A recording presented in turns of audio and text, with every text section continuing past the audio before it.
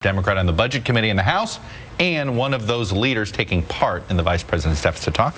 He joins me here. Congressman, nice to see you. Good to be with you, Chuck. All right, let's start with where are we? It is, you hear all sorts of conversations. I keep hearing things are going well inside the group. Yes. The problem is selling it outside the group. Is that a fair assessment? Well, first, with inside the group, things are going well. There's been a very positive atmosphere, productive conversations. The Vice President approached it the right way. He started by looking for those areas of common ground.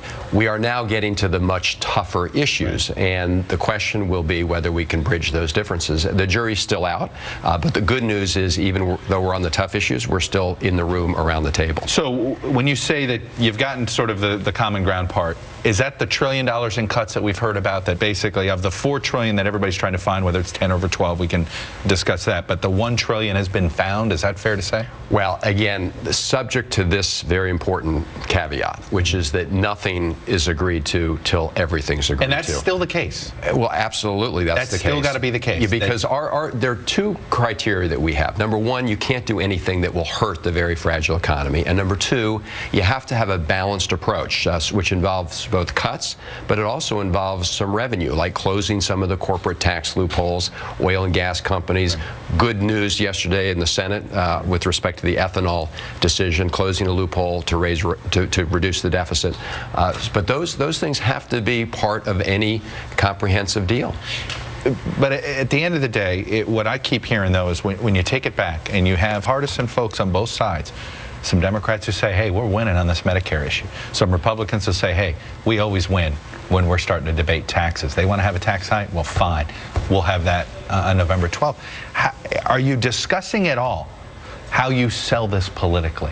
You know, is Eric Cantor and John Kyle saying, you know what, if you guys stand up and sell the Medicare cuts, we'll stand up and sell these tax increases? Well, first we have to get agreement among ourselves. So you're not there on those two things? No, we've made it very clear that we reject the House Republican proposal on Medicare, which ends the Medicare guarantee, privatizes Medicare. Some cuts in Medicare are on the table. Well, here's what we've said. We've pointed out that with respect to the prescription drug industry, for example, you can get a better deal for Medicare by giving the government the authority to negotiate, just like the Veterans Administration. That was something that didn't get into the health care reform legislation, but something... But that's something we have pushed. The other thing that wasn't part of the House health care bill was to say, with respect to rebates, these are the monies that the prescription drug industry gives back to the Medicare program. We should go back to the same reimbursement rates that were in effect in 2005. The industry got a windfall at that time. So there are things you can do that we support, but we certainly do not support the termination of the Medicare guarantee, anything like what they've proposed in their budget. How important to your conversations, what's going on inside that debt room, is the report in the Wall Street Journal today that AARP is sort of lifting its long-time objections to even touching Social Security? Well, with respect to Social Security, both sides, Republicans and Democrats, have said that's an issue we need to take outside the context of the deficit reduction. So you're not having these talks in there. And be part of a discussion on strengthening Social Security. That's not part of the current Republican budget, wasn't part of our budget.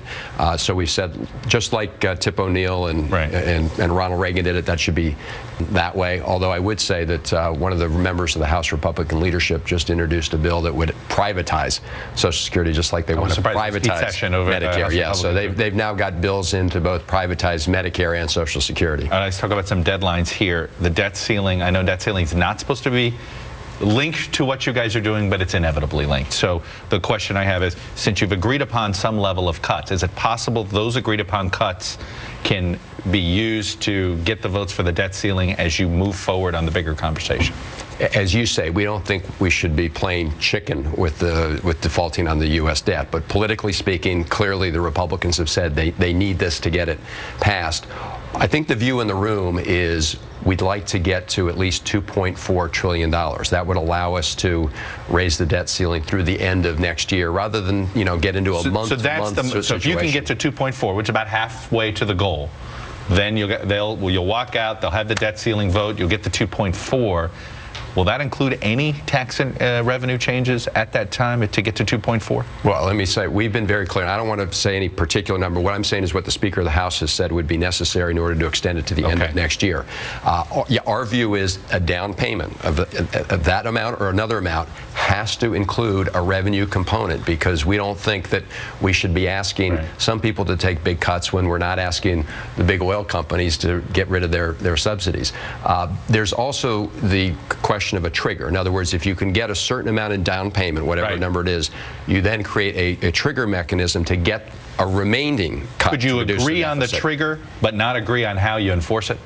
Well, it's very difficult to do a trigger without some kind of enforcement mechanism. What I mean by that is you need to spell out what happens when the trigger goes off. But I'm talking about the spelling out whether tax hikes versus spending cuts and the ratio of tax hikes and spending cuts. Well, you would have to have both as part of a trigger, because you have to make clear what cuts are taking place, and then you also have to make clear what revenues would kick in. You're playing my song, Congressman Chris Van Hollen. I think we would go into the weeds for a while here. But we're hoping we can pull this off, but the jury's still out. All right. Congressman Chris Van Hollen, thanks very much. Up next.